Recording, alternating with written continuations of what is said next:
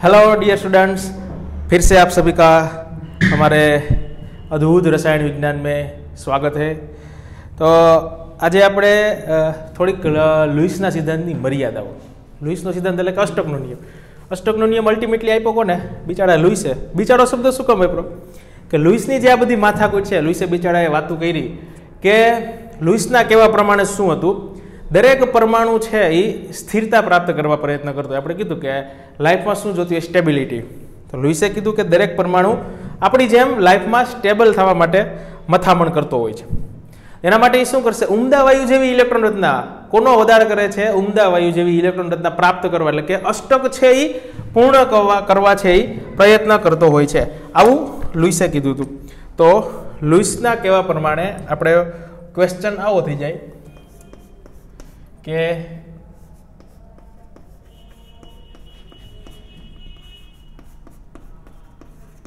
limitation of Lewis concept, limitation of Lewis concept અથવા તો અષ્ટકના નિયમની મર્યાદા બે કહી શકાય, અથવા તો શું કહી શકાય? અષ્ટકના નિયમની મર્યાદા. કે ભાઈ અષ્ટકનો નિયમ છે એ શું સમજાવી શકતો નથી? Limitations of Lewis concept. Kossel લુઈસની જે વાત કરી હતી આપણે, તો આની પહેલાના લેક્ચરમાં જસ્ટ વાત કરી હતી કે લુઈસનો સિદ્ધાંત છે એ શું સમજાવી શકતો નથી? આકાર છે, અણુનો આકાર એ સમજાવી શકતો નથી. એ આપણે ઉપર છેલ્લી વાત છે એ લાસ્ટ લેક્ચરમાં કરી હતી. તો એમાં આપણે પહેલી મર્યાદા જોવી હોય, લુઈસની મર્યાદા નહીં પણ લુઈસે જે સિદ્ધાંત આપ્યો છે એની મર્યાદા.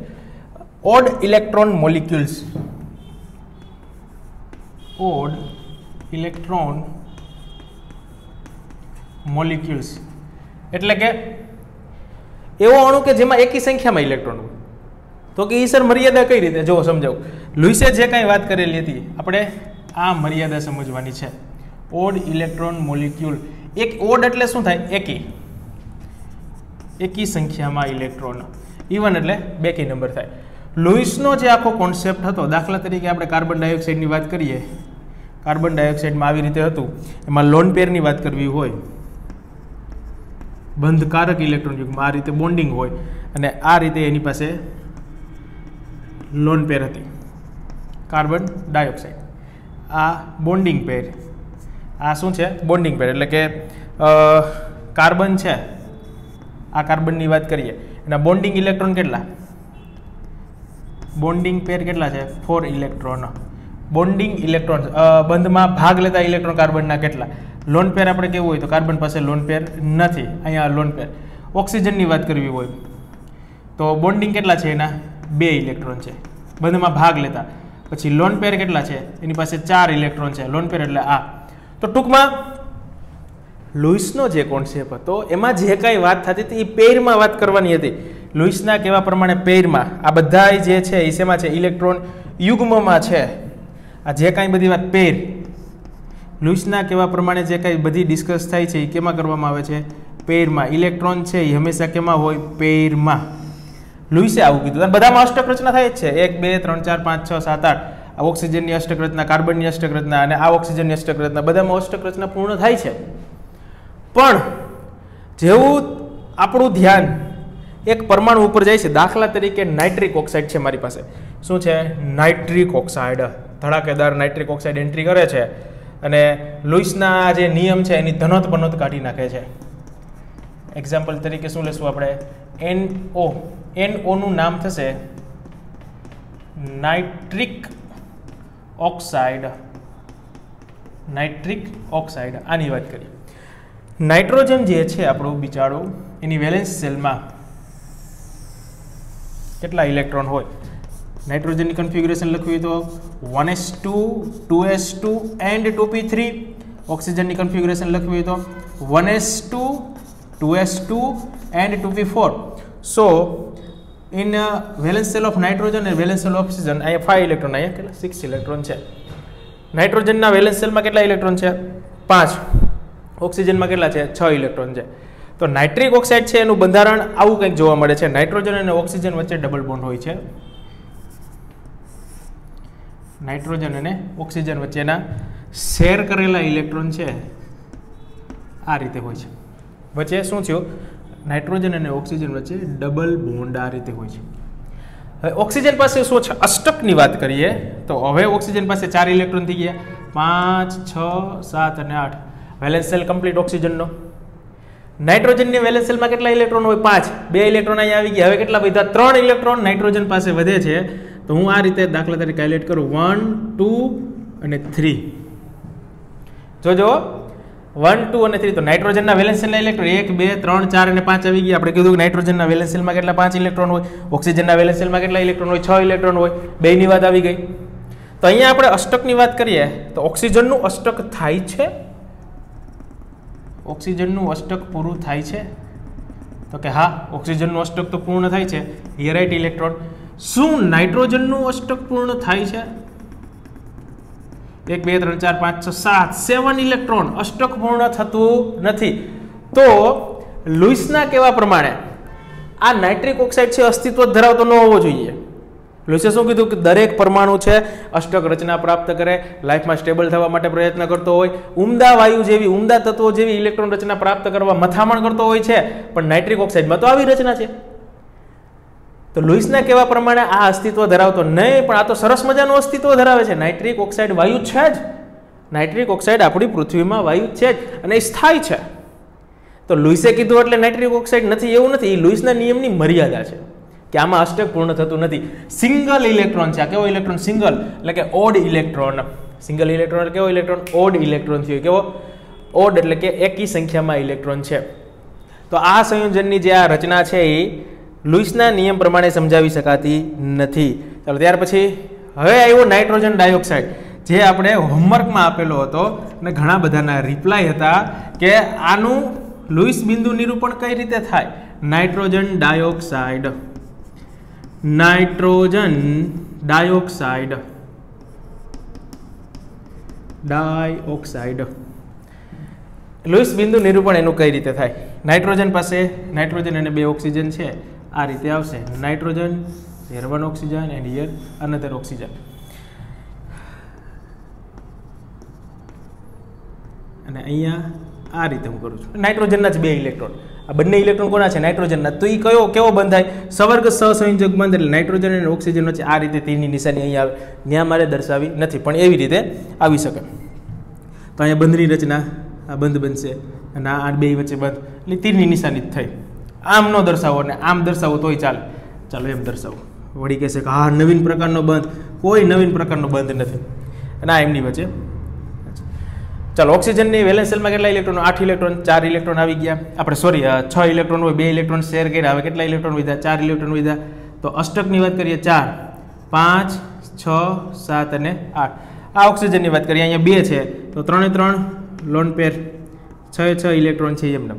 નાઇટ્રોજનની સંયોજકતા કક્ષામાં કેટલા ઇલેક્ટ્રોન હોય? 5 ઇલેક્ટ્રોન. તો હવે આ બંને ઇલેક્ટ્રોન તો કોના છે? નાઇટ્રોજનના છે. નાઇટ્રોજને આ ઓક્સિજન પાસે બંધ બનાવવા માટે કેટલા ઇલેક્ટ્રોન વાપરા? 2. આ બાજુ કેટલા ઇલેક્ટ્રોન વાપરા છે? 2. આ 2 ઇલેક્ટ્રોન તો આ ઓક્સિજનના છે. ઓક્સિજનની સંયોજકતા કક્ષામાં કેટલા ઇલેક્ટ્રોન હોય? 6 ઇલેક્ટ્રોન. તો ઓક્સિજનને જોવો જોઈએ આ બાજુ નાઇટ્રોજન સાથે બંધ બનાવવામાં આપણે થોડુંક અલગ બંધારણ ડ્રો કરીએ એટલે તમને ખ્યાલ આવે. ધારો કે આ રીતે છે. ઓક્સિજનના ઇલેક્ટ્રોન છે ને આપણે યલો કલરથી હાઇલાઇટ કરીએ, ડોટ.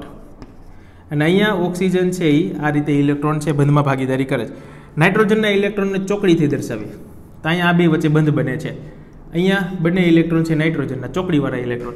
અને ફરીથી અહીંયા ઓક્સિજનના ઇલેક્ટ્રોન છે ડોટ. તો અહીંયા જે બંધ બને છે અને અહીંયા બંધ બને છે આ રીતે. તો નાઇટ્રોજનને આ કેટલા ઇલેક્ટ્રોન વપરાશે? 1, 2, 3 અને 4. હવે વધ્યો કેટલો? નાઇટ્રોજન પાસે એક જ ઇલેક્ટ્રોન. તો એ ઇલેક્ટ્રોન અહીંયા હું દર્શાવું છું ડોટ ઇલેક્ટ્રોન, ડોટથી એક જ ઇલેક્ટ્રોન. તો અષ્ટક રચનાની વાત કરીએ. હવે તો ખબર પડી કે 1, 2, 3, 4, 5, 6, 7, 8. તો ઓક્સિજનનું અષ્ટક પૂરું થાય છે? તો કે હા, ઓક્સિજનનું તો અષ્ટક પૂરું થઈ ગયું. વારે વાહ, ઓક્સિજનને તો જલસા છે. અહીંયા ઓક્સિજનનું અષ્ટક પૂરું થઈ ગયું. તો કે વાહ. નાઇટ્રોજન 2 ઓક્સિજન લઈને રખડે છે, પણ શું નાઇટ્રોજનનું અષ્ટક પૂર્ણ થાય છે? બિચારું નાઇટ્રોજન 1, 2, 3, 4, 5, 6, 7 કોઈ નાઇટ્રોજનનો ધડો કરતું નથી, અષ્ટક પૂર્ણ થતું નથી. 7 ઇલેક્ટ્રોન. કેટલા ઇલેક્ટ્રોન? 7. તો લુઈસના કહેવા પ્રમાણે તો ઓની જેમ જ આ અણુ છે એ એક્ઝિસ્ટ થવો જોઈએ ને, એક્ઝિસ્ટ થવો જોઈએ ને એટલે કે અસ્તિત્વ ધરાવતો, પણ નાઇટ્રોજન ડાયોક્સાઇડ વાયુ છે અસ્તિત્વ ધરાવે જ છે, સ્થાયી જ છે, સ્થાયી સંયોજન જ છે, પણ આ પણ એક પ્રકારની લુઈસની મર્યાદા. તો સિંગલ ઇલેક્ટ્રોન, અહીંયા એક સિંગલ ઇલેક્ટ્રોન આવે છે, અહીંયા સિંગલ ઇલેક્ટ્રોન, તો તમને જે હોમવર્ક આપ્યું તેનું આવી રીતે ગોઠવણ થઈ શકે, ત્યાં તમારે થશે નહીં. એટલે ઘણા બધાએ પ્રયત્ન કર્યો છે, બહુ સારી વાત કહેવાય. તો પહેલી મર્યાદા આપણે જોઈ, શું જોયું કે એક સિંગલ ઇલેક્ટ્રોન. હવે લુઈસે શું કીધું હતું? અષ્ટક, કે પરમાણુની આજુબાજુ અષ્ટક પૂર્ણ થવું જોઈએ. અષ્ટક એટલે કે 8 ઇલેક્ટ્રોન થવા જોઈએ તો જ સ્થિરતા પ્રાપ્ત કરે. પણ અમુક હવે આપણે એવા દર્શાવશું કે 8 ઇલેક્ટ્રોન કરતાં ઓછા ઇલેક્ટ્રોન હોય છતાં પણ તે સ્થાયી છે. બધામાં આપણે લુઈસનો વાક કાઢવો જ છે, તો બધામાં આપણે લુઈસને સંભળાવશું કે લુઈસના કહેવા પ્રમાણે તો આ અણુ અસ્તિત્વ ન ધરાવે, પણ એ તો વાસ્તવમાં અસ્તિત્વ ધરાવે જ છે, માર્કેટમાં અવેલેબલ છે. બીજી મર્યાદા આપણે જોઈએ, સેકન્ડ લિમિટેશન શું છે કે મધ્યસ્થ પરમાણુ જે હોય એનું અપૂર્ણ અષ્ટક, મધ્યસ્થ પરમાણુનું અપૂર્ણ અષ્ટક, અપૂર્ણ અષ્ટક એટલે કે 8 ઇલેક્ટ્રોન કરતાં ઓછા ઇલેક્ટ્રોન હોય. આનો મિનિંગ શું આપણે લખી શકાય? 8 કરતાં ઓછા ઇલેક્ટ્રોન ધરાવતો હોય. ઇંગ્લિશમાં આને આપણે લખવું હોય તો શું લખી શકાય? આવો અણુ કે electron deficient, electron deficient molecules. Deficient એટલે કે ઘટતા ઇલેક્ટ્રોન વાળો. કેવો? ઘટતા ઇલેક્ટ્રોન. ચાલો તો આના આપણે એક્ઝામ્પલમાં લખવું હોય, દાખલા તરીકે BeCl2. એક્ઝામ્પલમાં હું લખું છું BeCl2, બેરિલિયમ ક્લોરાઇડ. બેરિલિયમ છે એની સંયોજકતા કક્ષામાં કેટલા ઇલેક્ટ્રોન? 2 ઇલેક્ટ્રોન. ક્લોરીનની સંયોજકતા કક્ષામાં 1 2 3 4 5 6 અને 7. આ રીતે 7 ઇલેક્ટ્રોન આવશે. તો બંધ કેવી રીતે બનશે? આ બેરિલિયમ, આ એનો એક ઇલેક્ટ્રોન, આ બીજો ઇલેક્ટ્રોન અને ક્લોરીન સાથે જોડાશે. આ ક્લોરીન એનો ઇલેક્ટ્રોન લઈને આવશે, Cl BeCl2. ક્લોરીન પાસે કેટલી લોન પેર આવશે? હવે 1 2 3 4 5 અને 6. સંયોજકતા કક્ષામાં આ જે એક ઇલેક્ટ્રોન છે એ અને ક્લોરીન વાપરો બંધમાં 3 લોન પેર છે એ વધે છે, આ વધી સેમ ટુ સેમ અહીંયા 1 2 3 4 5 6 અષ્ટક પૂર્ણ. બેરિલિયમના સંયોજકતા કક્ષામાં 2 ઇલેક્ટ્રોન, હવે કંઈ વધતું છે નહીં. હવે જુઓ, ક્લોરીનનું તો કામ થઈ ગયું. ક્લોરીન કહેશે વાહ મેરા કામ હો ગયા. ક્યાં હો ગયા ઉસકા કામ? કે ક્લોરીનની અષ્ટક છે એ પૂર્ણ થઈ જાય છે. જો ક્લોરીનનું અષ્ટક છે અહીંયા પૂર્ણ થાય છે. આ તમે જુઓ જી, 1 2 3 4 5 6 7 8 ક્લોરીનનું અષ્ટક છે એ પૂર્ણ જોવા મળે છે 8 ઇલેક્ટ્રોન વાળું. તે જ રીતે આ બાજુ પણ ક્લોરીન છે એ 8 ઇલેક્ટ્રોન વાળું અષ્ટક થઈ જાય. પણ બિચારો બેરિલિયમ જે આ 2 ક્લોરીનને સાથે લઈને ચાલતો તો એનું કોઈ ધડો કરતું નથી. BeCl 1 2 3 અને 4 4 ઇલેક્ટ્રોન અષ્ટક પૂર્ણ થતું નથી. આમાં તો 8 ઇલેક્ટ્રોન છે, આ બાજુ પણ 8 ઇલેક્ટ્રોન છે, પણ સેન્ટ્રલ એટમ મધ્યસ્થ પરમાણુ છે એનું અષ્ટક પૂર્ણ થતું નથી. તો લુઈસ અંકલ પ્રમાણે આપણે કેવું હોય તો આનું અસ્તિત્વ ન ધરાવવું જોઈએ. આપણે પછી લુઈસને સાંભળો, ભાઈ લુઈસ તું તો કહેતો હતો ને કે આવું ન હોય ને આવું અસ્તિત્વ ન ધરાવે, BeCl2 તો અસ્તિત્વ આર્યો BeCl2 તું તો કહેતો તો અસ્તિત્વ ધરાવતો ને. તો લુઈસ શું કે હારું આ તો હું તો ખોટો પડ્યો. હજી એકાદું બીજું ઉદાહરણ આપણે જોઈએ. લુઈસ જો મનમાની કરે તો હજી બીજું ઉદાહરણ છે એને પકડાવી દેવાનું. Example number 2, BF3 boron trifluoride. આનું તમે આવું ડ્રો કરો છો, ચાલો એટલે ખબર પડશે એમાં ક્યાં લિમિટેશન આવશે. બોરોનની સંયોજકતા કક્ષામાં ઇલેક્ટ્રોન કેટલા? અરે ભાઈ આપણું બોરોન 1 2 and 3. ફ્લોરિનમાં 1 2 3 4 5 6 અને 7 આ રીતે. તો બોરોનની સંયોજકતા કક્ષા 3 ઇલેક્ટ્રોન. પછી ફ્લોરિન આવશે, ધડાકેદાર એન્ટ્રી કરશે, આ એનો પોતાનો ઇલેક્ટ્રોન લઈને અને અહીંયા આ રીતે બંધ બને છે. આ એમની વચ્ચે બંધ બને. તો ફ્લોરિન પાસે હજી કેટલી લોન પેર 1 2 3 4 5 6 સંયોજકતા કક્ષામાં 7 ઇલેક્ટ્રોન 1 2 4 5 6 બહુ ઈઝી છે. ચાલો હવે વાત કરીએ ફ્લોરિનનું અષ્ટક પૂર્ણ થાય છે. શું ફ્લોરિનનું અષ્ટક પૂર્ણ થાય છે? તો કે સર આપણે ચેક કરીએ. જોવો જોઈએ. હા 3 ફ્લોરિન છે, 3 ફ્લોરિન લઈને આવ્યો બોરોન છે. બોરોન 3 ફ્લોરિન લઈને આવે છે. ફ્લોરિનનું તો અષ્ટક પૂરું થઈ ગયું, પણ બોરોનનું શું બિચારાનું? બોરોન અહીંયા જોવો જોઈએ 8 electron 8 electron 8 electron but in boron boron કેટલા ઇલેક્ટ્રોન થાય છે? 6 ઇલેક્ટ્રોન 6 ઇલેક્ટ્રોન બિચારું બોરોન 6 ઇલેક્ટ્રોન. તો લુઈસ પ્રમાણે પણ લુઈસ પ્રમાણે બિચારું છે, ઓમ બિચારું નથી. અષ્ટક પૂર્ણ નથી થતું તો BF3 શક્ય ન હોય. આપણે કહેવાય લુઈસ ભાઈ તું તો કહેતો હતો ને BF3 શક્ય નથી, કે BF3 શક્ય ન થાય, અષ્ટક છે એ અપૂર્ણ છે. આપણે કહેવાનું કે જો ભાઈ આ BF3 તારું તું કહેતો હતો કે અષ્ટક શક્ય નથી.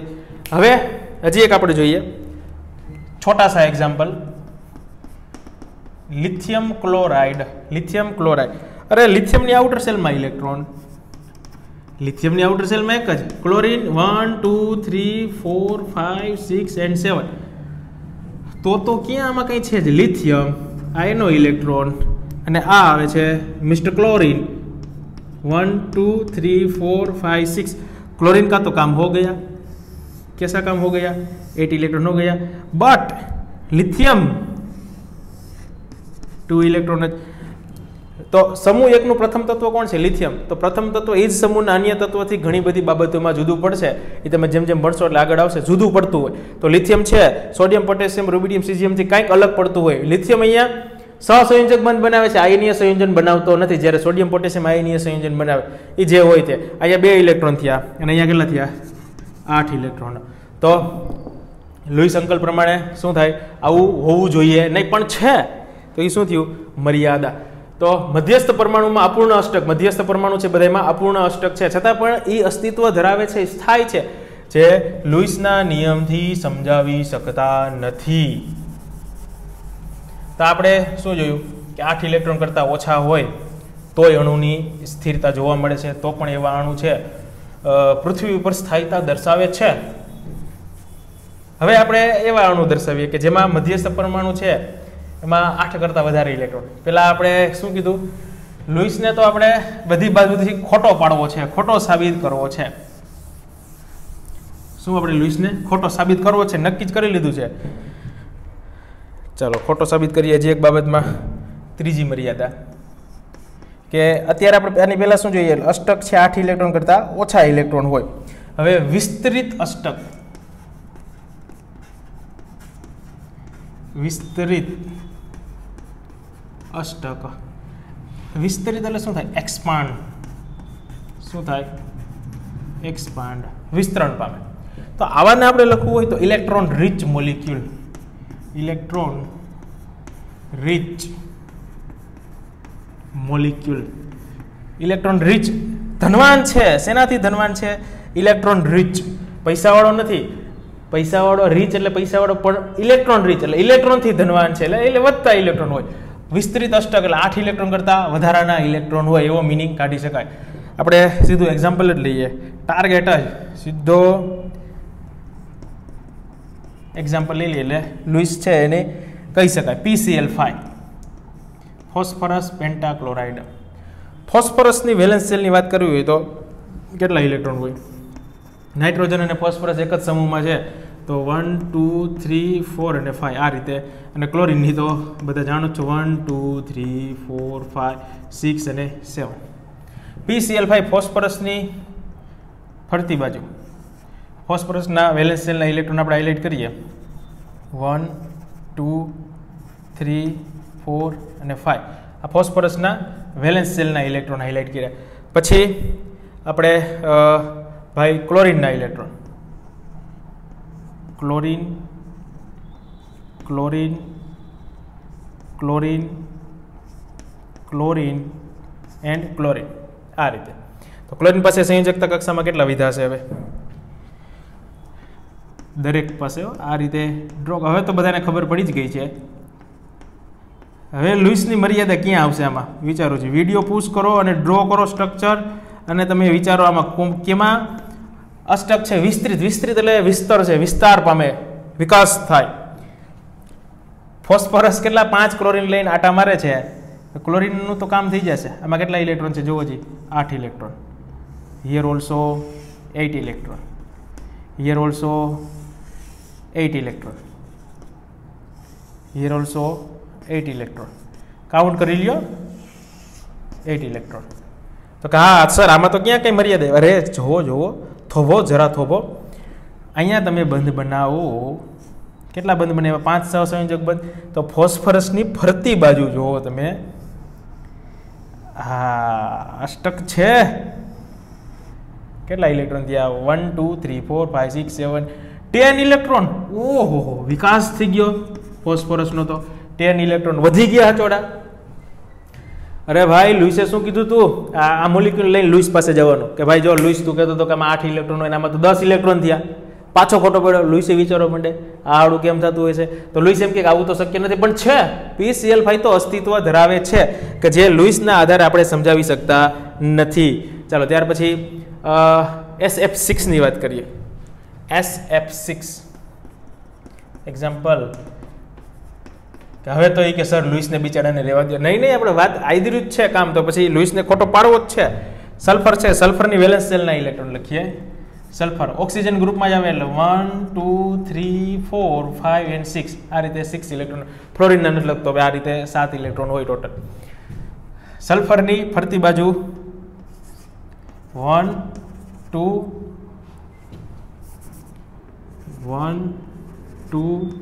3 4 5 and 6 આ રીતે સલ્ફરની ફરતી બાજુ 6 ઇલેક્ટ્રોન વેલેન્સ શેલના. હવે બાજુમાં કોણ આવશે? ધડાકેદાર એન્ટ્રી કરશે ફ્લોરિન. ફ્લોરિનનો fluorine fluorine fluorine fluorine and fluorine. હવે બધાના બંધ જોઈએ આપણે. આ સલ્ફર છે જુઓ છે કેટલા બંધ બનાવે છે? 6 બંધ બનાવે. ફ્લોરિનના લોન પેર હાઇલાઇટ કરી નાખીએ. દરેક ફ્લોરિનમાં હાઇલાઇટ કરવાના છે 3 લોન પેર. કેટલી લોન પેર? 3 lone pair. હવે તો મધ્યસ્થ પરમાણુ જોવો છે. સલ્ફર છે, સલ્ફરમાં કેટલા અષ્ટક થાય છે કે નથી થતું? નહીં, 8 કરતાં વધારે ઇલેક્ટ્રોન થશે. કેટલા ઇલેક્ટ્રોન થાય છે? 12 ઇલેક્ટ્રોન થઈ જશે. અહીંયા ફોસ્ફરસમાં કેટલા થતા હતા? 10. સલ્ફરમાં 12. આ તો વિકાસ થતો જ જાય છે. ફ્લોરિનની વાત કરીએ. ફ્લોરિનમાં અષ્ટક થાય છે જોવો જી. ક્લોરિનની જેમ જ દરેક 6 ફ્લોરિન છે તેમાં અષ્ટક રચના જોવા મળશે. ફ્લોરિનની તો સ્થિરતા થઈ ગઈ, પણ બિચારું સલ્ફર છે, સલ્ફરમાં આવે જોઈએ. સલ્ફર વચ્ચે ઘેરાવો લઈ ગયો છે, આ રીતે સલ્ફરમાં થશે. કેટલા ઇલેક્ટ્રોન થયા સલ્ફરને? 12 ઇલેક્ટ્રોન. કેટલા electron? We can not explain with the Lewis concept. એટલે ઓક્ટેટના નિયમ, અષ્ટકના નિયમના આધારે સમજાવી શકાતું નથી. એટલે એવું નથી કે સલ્ફરના બધા પરમાણુઓ છે એમાં અષ્ટકથી 8 ઇલેક્ટ્રોન કરતાં વધારે થાય. દાખલા તરીકે SCl2 ની વાત કરીએ. SCl2 સલ્ફર આ રીતે 2 ક્લોરીન સાથે જોડાશે. સલ્ફર આ 2 ક્લોરીન સાથે જોડાશે. ક્લોરીનની લોન પેર 3 એ 3 આ લોન પેર. ક્લોરીનની સંયોજકતા કક્ષાના 7 ઇલેક્ટ્રોન. અહીંયા સંયોજકતા કક્ષાના 7 ઇલેક્ટ્રોન થઈ ગયા. 1 2 3 4. સલ્ફરની સંયોજકતા કક્ષામાં કેટલા ઇલેક્ટ્રોન હોય? 1 2 3 4 5 6. 2 વાપરા છે, હજી કેટલા વિધા છે? 4 વિધા છે. આ રીતે તો આમાં જોવો છે અષ્ટક થાય જ છે. આમાં કોઈ ના તો પડે. આ ક્લોરીનનું અષ્ટક, આ ક્લોરીનનું અષ્ટક અને આ સલ્ફરનું અષ્ટક થાય જ છે. આ 8 ઇલેક્ટ્રોન. તો આમાં સલ્ફરના 12 ઇલેક્ટ્રોન છે. તો આ અણુસ થાય છે ને આ અણુસ થાય છે. આ લુઈસના કોન્સેપ્ટ પ્રમાણે સમજાવી શકાય છે, પણ આ સમજાવી શકાતો નથી. એટલે એવું માની ન લેતા કે સલ્ફર હોય ત્યાં અષ્ટક પૂર્ણ ન જોવા મળે, અષ્ટક કરતાં વધારે ઇલેક્ટ્રોન હોય. અને આમાં આ સલ્ફરનું જ એક્ઝામ્પલ છે. આમાં અષ્ટક રચના છે, આ લુઈસના પ્રમાણે જ છે, પાલન કરે છે. ચલો તો શું કીધું આપણે?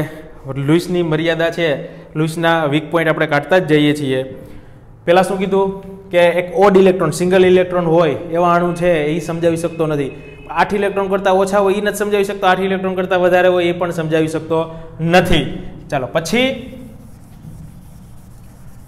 લુઈસ અંકલે શું કીધું હતું કે દરેક અણુ છે લાઈફમાં સ્થિરતા પ્રાપ્ત કરવા મથતો હોય છે. શું કરે? સ્થિરતા પ્રાપ્ત કરવા મથામણ કરતો હોય છે. એટલે કે એ કોના જેવી રચના પ્રાપ્ત કરે? ઉમદા વાયુ જેવી. શું કામ? લુઈસના કહેવા પ્રમાણે કે દરેક પરમાણુ છે એ કોનો ઓદાડ કરે?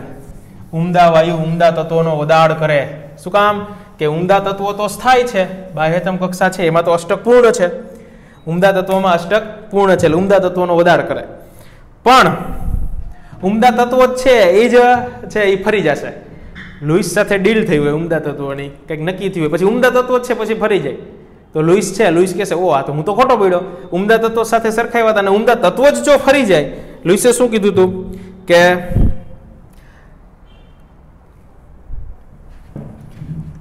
ચોથી મર્યાદા આપણે લુઈસ પ્રમાણે જોવું હોય તો શું કીધું હતું કે ઉમદા વાયુઓ અથવા તો ઉમદા તત્વો શું હોય છે? નિષ્ક્રિય હોય છે. નિષ્ક્રિય હોય છે. તેઓ કોઈ સાથે ઉમદા તત્વો અથવા ઉમદા વાયુઓ કોઈ સાથે સંયોજન ન બનાવે, સંયોજન બનાવે નહીં. લુઈસનું કહેવું આવું હતું કે તેઓ કોઈ સાથે સંયોજન બનાવી શકે નહીં. પણ ઉમદા વાયુઓ જે કંઈ છે સમૂહ 18ના તત્વો આપણે લખીએ: helium, neon, argon, krypton, xenon, radon and oganesson. તો આમાંથી ઝેનોન અને ક્રિપ્ટોન છે એના સંયોજનો જાણીતા છે. લે હા, ઝેનોનની સંયોજન સૌથી વધારે સંયોજનો ઝેનોનના બનાવે, પછી ઓક્સિજન ક્રિપ્ટોન છે એ પણ અમુક સંયોજનો બનાવે છે. તો કયા કયા સંયોજનો છે એ આ બંને બનાવી શકે છે એ આપણે લખીએ. દાખલા તરીકે ઝેનોનનું સંયોજન લખીએ: XeF2 XeF4. કોની સાથે? ઝેનોનનો ફ્લોરિન સાથેનો સંયોજન ડાયફ્લોરાઇડ અને ટેટ્રાફ્લોરાઇડ. પછી આવશે XeOF2 XeOF2 ઓક્સિજન સાથેનો, ખાલી ઓક્સાઇડ લખીએ XeO2. પછી ક્રિપ્ટોનનો ધારો કે એકાદો લખીએ, ક્રિપ્ટોનને ખોટું ન લાગે, KrF2. આ બધા સંયોજનો લુઈસ કહેતો હતો કે ઉમદા તત્વો છે, આમ તો નો જ બને. પણ આ આપણે તમને એમ થાય કે સર એ તો ખરે લુઈસ તો સાચો જ હતો ને, અમે પણ લુઈસ સાથે છીએ. તમે બધા એમ કહો અરે ભાઈ હું લુઈસ સાથે જ છું, પણ અમુક બાબતમાં મર્યાદા છે. આ આપણે ભણશું. આ બાકીના તત્વો ક્યાં? નિષ્ક્રિય તત્વો છે, ઉમદા વાયુઓ છે, સંયોજનો બનાવી શકતા નથી, નો જ બનાવે. બાહ્યતમ કક્ષા કેવી છે? 8 છે, 8 ઇલેક્ટ્રોન સંપૂર્ણ છે, સ્થાયી છે, સૌથી સ્થાયી છે, એટલા માટે નિષ્ક્રિય છે. એ તારે એમને પડ્યા છે, બેઠા છે. તો આ સંયોજનો તો છે, પણ ક્યારે આ સંયોજનો બનાવી શકે? નિષ્ક્રિય ઉમદા વાયુઓ છે આ સંયોજનો ક્યારે બનાવી શકે? આપણે એમાં પોઈન્ટ એક એડ કરવો હોય. ઉમદા વાયુઓ વિશિષ્ટ પ્રક્રિયા પરિસ્થિતિમાં સંયોજનો બનાવી શકે છે.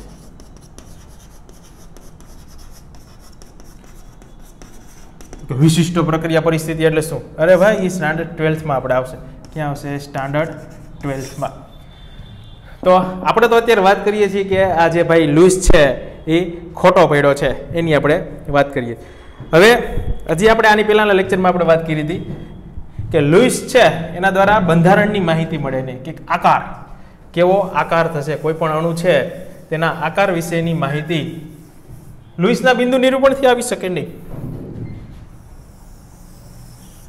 તો પાંચમું, અણુનો આકાર સમજાવી શકાતો નથી. દાખલા તરીકે આપણે વોટર, પાણીનું સ્ટ્રક્ચર ડ્રો કરીએ. શું હતું લુઈસના બિંદુ પર? ઓક્સિજન સેન્ટ્રલ એટમ હતો અને 2 હાઇડ્રોજન આ રીતે છે. ધારો કે આ મૂકી દીધું ઓક્સિજનની લોન પેર. ઓક્સિજનમાં અષ્ટક પૂર્ણ થઈ ગયું, હાઇડ્રોજનમાં ડુપ્લેટ પૂર્ણ થઈ ગયું. હવે આને જોઈન્ટ કરો તો આવું બંધારણ થશે. એટલે કેવું થયું? આ તો લિનિયર, રેખીય. કેવું થયું? રેખીય. રેખીય તો થયું. પછી આ બોન્ડ એંગલની કેટલો થશે? 180 80 ડિગ્રી નહીં, આ ખોટું છે. પાણીનો આકાર આવો હોય નહીં. બસ અણુનો આકાર સમજાવી શકાતો નથી. એકચ્યુઅલી વોટર છે એ આ રીતે આવશે અને બીજા બે હાઇડ્રોજન છે આ રીતે, અને આ ઓક્સિજનની લોન પેર, એટલે કે વળેલો શેપ, બેન્ટ. અને આનો બોન્ડ એંગલ છે 104.5 ડિગ્રી. પાણીનો આ વચ્ચેનો બંધ કોણ છે. ક્લિયર? એટલે બંધ કોણ આટલો, જો આના પ્રમાણે લુઈસ પ્રમાણે આટલો થાય, જે ખોટું છે. પણ પાણીનો અણુ આવો આકાર ધરાવે છે, લિનિયર હોતો નથી. એ વાત થઈ. હજી એક છેલ્લી મર્યાદા લુઈસને કહેશું આપણે કે ખમી જા ભાઈ. લુઈસના જે સિદ્ધાંત છે, એટલે કે અષ્ટકનો નિયમ છે, એ અણુઓની સાપેક્ષ સ્થાયિતા, અણુઓની સાપેક્ષ સ્થાયિતા એટલે કે સ્થિરતા અને ઉર્જા વિશેની માહિતી કાંઈ આપતો નથી. અણુઓની સાપેક્ષ સ્થિરતા આપણે હમણાં આની પહેલાંના લેક્ચરમાં વાત કરી હતી કે અમુક અણુઓ છે 2 થી વધારે બંધારણ ધરાવતા હોય, તો કયો અણુ છે એ સ્થિરતા વધારે હોય એના આપણે ફોર્મલ ચાર્જ ઉપરથી જોયું હતું. ફોર્મલ ચાર્જ ઉપરથી આપણે નક્કી કર્યું હતું કે આ પ્રકારના અણુ હોય તેની સ્થિરતા વધારે હોઈ શકે. તો એ લુઈસ પ્રમાણે નક્કી કરી શકાય નહીં. સાપેક્ષ સ્થિરતા અને ઉર્જા છે એ લુઈસના નિયમની મર્યાદા, એની ઉપરથી ઉર્જા કોની વધારે છે, ક્યાં અણુની ઉર્જા વધારે છે, કોની સ્થિરતા વધારે છે, તો આપણે ફોર્મલ ચાર્જ ગણી તો ખબર પડે. ફોર્મલ ચાર્જ જેનો ઓછો તેની સાપેક્ષ સ્થિરતા વધારે. ક્લિયર? તો આ આપણે લુઈસના સિદ્ધાંતની મર્યાદા, અથવા તો એમ પણ કહી શકાય અષ્ટકના નિયમની મર્યાદા. ક્લિયર? વ્યવસ્થિત ટેક્સ્ટ બુકમાંથી વર્ડ ટુ વર્ડ છે એ રીડ કરજો એટલે ખ્યાલ આવે.